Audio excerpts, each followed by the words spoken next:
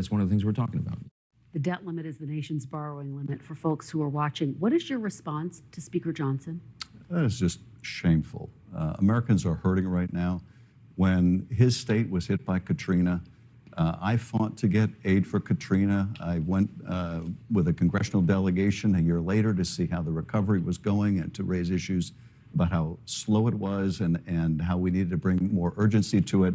I never even thought for a moment, okay, this is a red state, maybe we shouldn't provide aid, or maybe we should tie it to some unrelated policy objective. I think it is shameful what he is saying. And let me say this, as a Californian, we have given more to the recovery of other states than any other state in the union. You do not want to go down this road. None of us want to go down this road. And look, I'm glad the president went to California. I urged him to go to California. He did.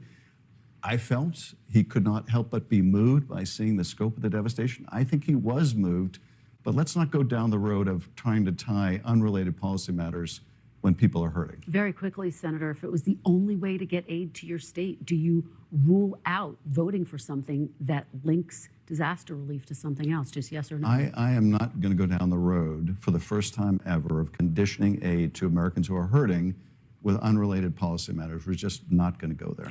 Finally, Senator, I have to get your take on President Trump's decision to fire 18 inspectors general. I just had this conversation with Senator Lindsey Graham. In legislation, which actually you originally sponsored, presidents have to give a 30-day notice to Congress that they are going to do this. You heard Senator Graham just say technically he may have violated the law by not notifying Congress.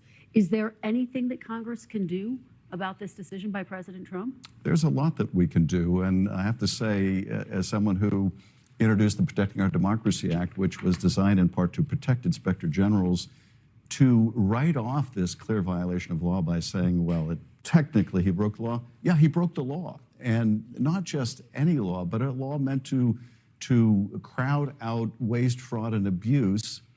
And yeah, the remedies Congress has. We have the power of the purse. We have the power right now to confirm or not confirm people for cabinet positions that control agencies or would control agencies whose inspector generals have just been fired. And let's remember, in his first term, he fired an inspector general for providing whistleblower complaints to Congress, fired an inspector general for saying the pandemic response, his response had flaws. The American people, if we don't have good and independent inspector generals, are going to see the swamp refill. They're going to see rampant waste, fraud. They're going to see corruption. It may be the president's goal here, when he's got a meme coin that's making him billions, is to remove anyone that's going to call the public attention to his malfeasance. All right, Senator Adam Schiff, thank you.